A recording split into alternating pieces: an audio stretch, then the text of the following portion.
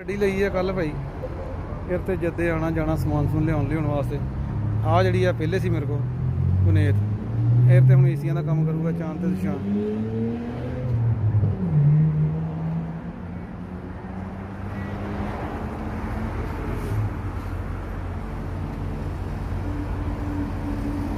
Electronic ਦਾ ਸ਼ੁਰੂ ਕੀਤਾ, TV ਹੋ ਗਏ ਐਂ LCD ਮਾਈਕ੍ਰੋਵੇਵ, ਜੇ ਉਹ ਇਲੈਕਟ੍ਰੋਨਿਕ ਦਾ ਕੋਈ ਵੀ ਕੰਮ।